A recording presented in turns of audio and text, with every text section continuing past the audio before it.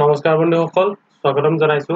আজিৰ ভিডিঅ'ত আপোনালোকক জনাম যদি আপোনালোকে কোভিড-19 RT-PCR টেষ্ট কৰাইছে তেনেহলে কেনেকৈ আপোনালোকে ঘৰতে থাকি মোবাইল ফোনৰ জৰিয়তে আপোনাৰ কোভিড টেষ্টৰ ৰিজাল্ট পাব। গতিকে আহক পলম নকৰি ভিডিঅ'টো আৰম্ভ কৰো।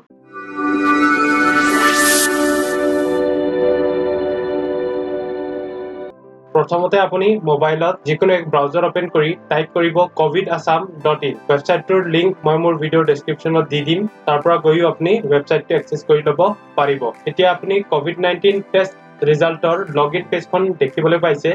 ইয়াতে আপুনি মোবাইল নাম্বাৰ, পাছৱৰ্ড আৰু কেপচা টাইপ কৰি লগইন কৰিব পাৰিব। কিন্তু যদি আপোনালোকে ৰেজিষ্টাৰ কৰা নাই তেনেহলে তললৈ আহি ক্লিক হিয়াৰ টু ৰেজিষ্টাৰ অপচনত ক্লিক কৰিব। এতিয়া আপুনি ৰেজিষ্ট্ৰেচন পেজখন দেখিবলৈ পাইছে। আপোনালোকে ৰেজিষ্ট্ৰেচন ফৰ্মখন ফিল আপ কৰিব, মোবাইল নাম্বাৰ দিব, তাৰ পিছত কনফাৰ্ম কৰিব, নেম দিব, SRF ID দিব। আপোনালোকে এড মোৰ SRF ID অপচনটোত গৈ মেক্সিমাম 10টা SRF ID এড কৰিব পাৰিব। তাৰ পিছত ইমেইল ID দিব, এড্ৰেছ দিব, ডিস্ট্ৰিক্ট দিব, কেপচা দিব, তাৰ পিছত সাবমিট অপচনত ক্লিক কৰিব।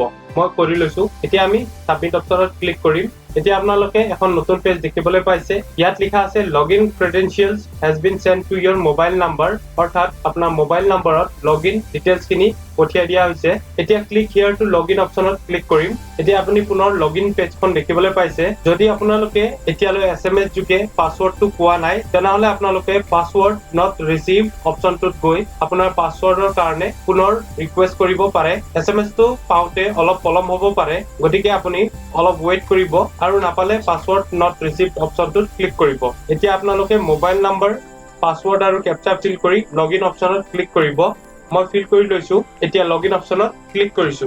এতিয়া আপুনি দেখিছে ইয়াত কোভিড-19 টেষ্টৰ ৰিজাল্ট ওলাইছে। মই ইয়াত দুটা SRF IDৰ কাৰণে চেক কৰিছিলো, কিন্তু ইয়াত এজনৰহে ৰিজাল্ট ওলাইছে, এজনৰ এতিয়ালৈকে ৰিজাল্ট অহা নাই। আপোনালোকে ইনক্লুড মোৰ SRF ID অপচনত গৈ আপোনালোকৰ পৰিয়ালৰ অন্য লোকৰ SRF ID ইয়াত এড কৰি তেওঁলোকৰো ৰিজাল্ট ইয়াত চাব পাৰিব।